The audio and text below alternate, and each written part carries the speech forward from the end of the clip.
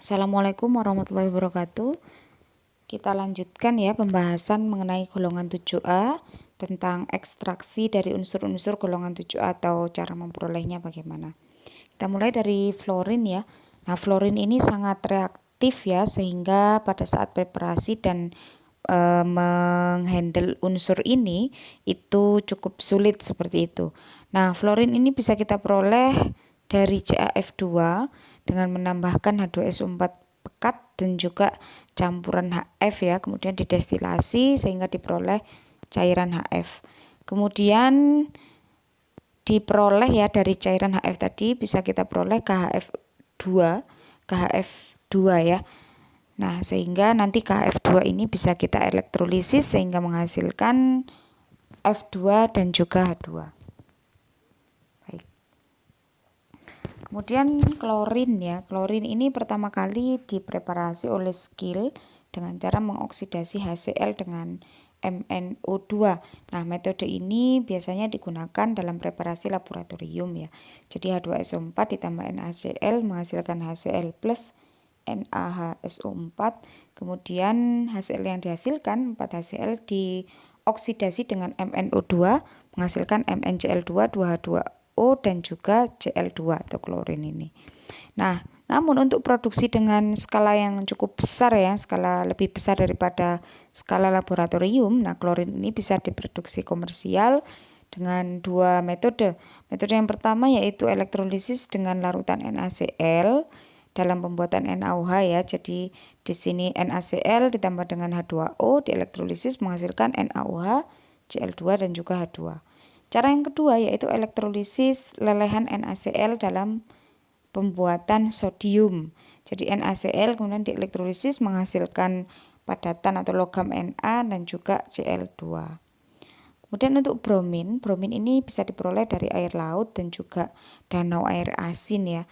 Pertama H2SO4 ditambahkan untuk mengatur pH-nya sampai 3,5. Kemudian Cl2, gas Cl2 dilewatkan begitu ya ke dalam larutan untuk mengoksidasi Br- yang ada di dalam air laut atau air danau asin tadi menjadi Br2. Nah, ini adalah contoh penggantian unsur dengan unsur lain ya, dengan cara mengoksidasi. Di sini jadi Br- itu dioksidasi dengan Cl2 menjadi 2Cl- plus Br2. Nah, Br2 ini bisa dipisahkan dengan pemanasan udara ya, karena Br2 ini sangat volatil. Kemudian gas ini dilewatkan melalui larutan Na2CO3 sehingga Br2 bisa diadsorb membentuk campuran NaBr dan NaBrO3. Nah, larutan tersebut nanti diasidifikasi atau diasamkan dan didestilasi sehingga menghasilkan bromin murni. Reaksinya seperti di bawah itu. Baik, kemudian iodin. Ada dua metode komersial ya, atau dua metode yang bisa digunakan untuk menghasilkan dalam jumlah yang besar ya untuk memperoleh iodin. Yang pertama adalah chill saltpeter, yaitu NaNO3 ya bahan utamanya. Nah, di situ di NaNO3 ini mengandung unsur atau senyawa lain ya, tris atau senyawa lain yaitu NaIO3 dan juga NaIO4 ya. Ada sodium iodat dan sodium periodat. Nah, NaNO3 murni ini bisa diperoleh dengan melarutkan saltpeter dalam air dan mengkristalkan NaNO3. Nah, residu iodatnya nanti terakumulasi dan terkonsentrasi dalam suatu cairan ya. Cairan kemudian dibagi menjadi dua bagian. Bagian pertama itu direduksi dengan NaHSO3 untuk menghasilkan I-, kemudian dicampur dengan bagian yang tidak ditreatment, kemudian menghasilkan di situ I2 yang disaring ya nantinya berupa padatan dan kemudian dipurifikasi atau dimurnikan dengan cara sublimasi. Nah, kemudian ada air asin murni ya, atau natural brine. Natural brine ini ditreatment dengan Cl2 ya, Cl2. Kemudian kita bisa mengoksidasi I- menjadi I2, kemudian meniupkan udara ya ke bromin ya. Jadi bromin itu berupa gas, kemudian ditiupkan udara ke bromin tersebut.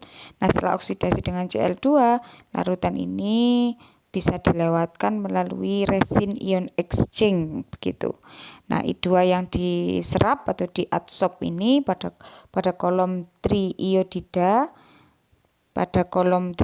ya ion I3- dan akhirnya di remove gitu dari resin atau dipisahkan ya dari resin dengan treatment dengan menggunakan alkali. Nah, kemudian manfaat dari unsur dan juga persenyawaan golongan halogen ya. Ini ada banyak sekali. Yang pertama, fluorin itu dalam bentuk senyawa AlF3 dan sintesis Na3AlF6. Nah, ini biasanya digunakan untuk ekstraksi atau mengambil aluminium dari sumbernya. Kemudian ada UF6, ini juga penting ya dalam meningkatkan dalam pembuatan uranium ya. Nah, dipakai untuk apa? Untuk membuat bom atom pertama dalam industri nuklir. Jadi, dalam industri nuklir ini bisa menggunakan F2 ini dalam preparasinya. Itu dua contohnya ya, yang lain bisa dibaca. Kemudian untuk klorin. Nah, klorin ini merupakan gas yang sangat toksik ya.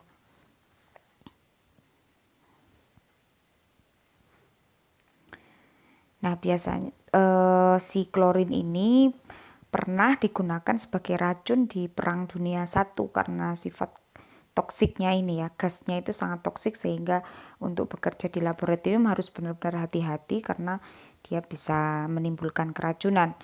Nah, selain itu, si klorin ini juga bisa digunakan sebagai agen bleaching ya dalam dunia tekstil, kayu, dan juga kertas gitu.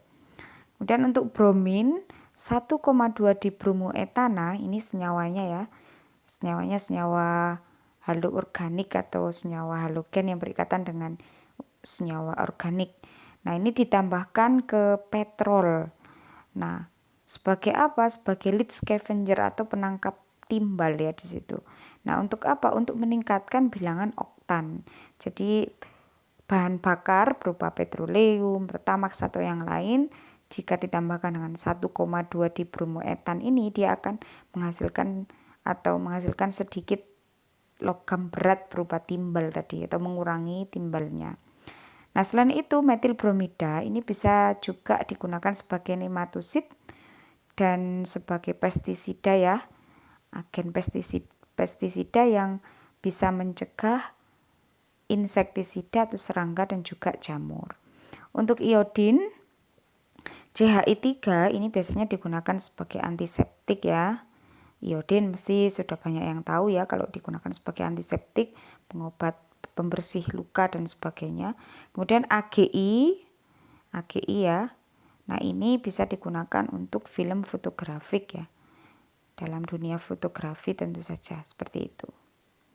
Baik untuk titik leleh dan titik didih, kemudian jari-jari kovalen, jari-jari ionik, energi ionisasi dan elektronegativitasnya. Untuk F sampai I ya, ini jari-jari kovalen dan ioniknya sama ya, trennya dari atas ke bawah semakin besar karena kulitnya juga semakin besar ya, jadi semakin semakin besar juga jari-jarinya. Kemudian untuk jari-jari kovalen ini cenderung lebih kecil daripada jari-jari ionik ya, karena melibatkan sharing elektron, jadi jari-jarinya lebih kecil. Kemudian untuk energi ionisasi dari atas ke bawah ini semakin kecil ya, dari atas ke bawah semakin kecil sehingga menunjukkan dari atas ke bawah ini semakin mudah untuk membentuk ion. Untuk titik didih dan titik leleh dari fluorin ke iodin ya, dari atas ke bawah ini juga semakin besar ya, karena semakin tinggi juga densitasnya sehingga titik leleh dan titik didihnya juga semakin tinggi. Untuk elektronegativitas dari atas ke bawah ini semakin kecil ya, jadi yang paling elektronegatif adalah fluorin, yang lebih elektronegativitasnya agak besar, agak kecil gitu ya, itu adalah astatin. Baik, terima kasih, itu tadi penjelasan mengenai golongan 7A. Semoga bermanfaat. Silahkan berdiskusi di forum diskusi ya. Saya akhiri. Wassalamualaikum warahmatullahi wabarakatuh.